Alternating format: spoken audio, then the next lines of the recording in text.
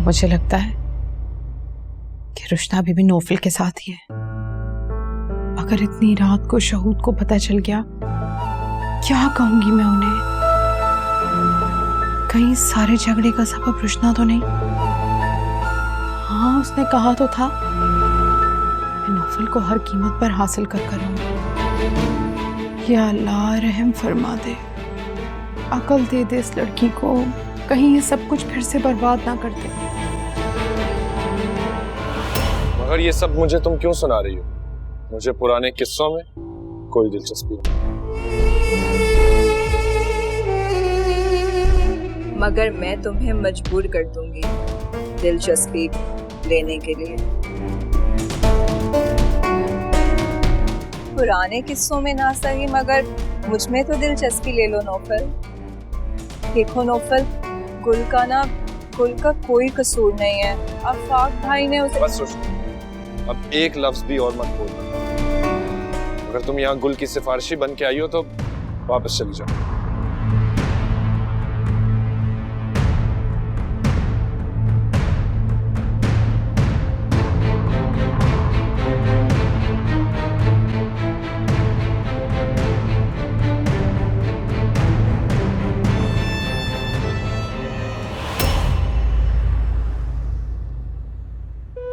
कितनी खुश थी मैं कि जो मुझे नहीं मिल सका वो मेरी बेटी को मिल गया है।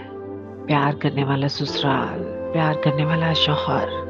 लेकिन मेरी बदकिस्मती यहाँ भी आड़े आ गई। मेरी बेटी की खुशियां दांव पर लग गई। या रब्बिल आलमीन, मेरी बेटी की खुशियों को बचा ले। फातिमा बेटा। जी अम्मा जी। बहुत रात हो गई, अब जाके सो जाओ। नींद कहाँ आ रही है अम्मा जी? बेटा तुम परेशान मत हो, चंद रोज में सब ठीक हो जाएगा इंशाल्लाह। बेटा तुम 2-4 दिन सुकून से उसको रहने तो दो। मैं प्यार प्यार से पूछूंगी आखिर हुआ क्या है, और फिर नौफल को बुला के दोनों की सुलह भी करवा दूंगी। सच अम्मा जी, ऐसा हो जाएगा? अरे बेटा क्यों नहीं होगा? खुदा ना खास्ता कोई इतना बड़ा झगड़ा थोड़ी हो गया है, दोनों का मामूली सा झगड़ा है, नाराजगी है, ठीक हो जाएगी। दूसरी बात ये कि थोड़े दिन दोनों एक दूसरे से दूर रहेंगे तो सुकून से सोच भी सकेंगे, सही गलत का फैसला कर सकेंगे दोनों इंशाल्लाह। बस बेटा तुम परेशान मत हो, इंशाल्लाह सब ठीक होगा। जी अम्मा जी।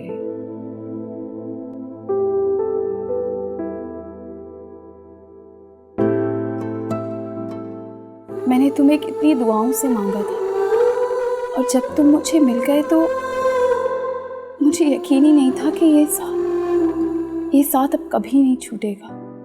शायद मेरे नसीब की स्याही मिटी ना थी, तुम मिल के बिछड़ गए। या अल्लाह, अगर उसे मेरे नसीब में लिख ही दिया था तो फिर ये दूरियां क्यों हुई? दिलों में फासले क्यों डाल दिए?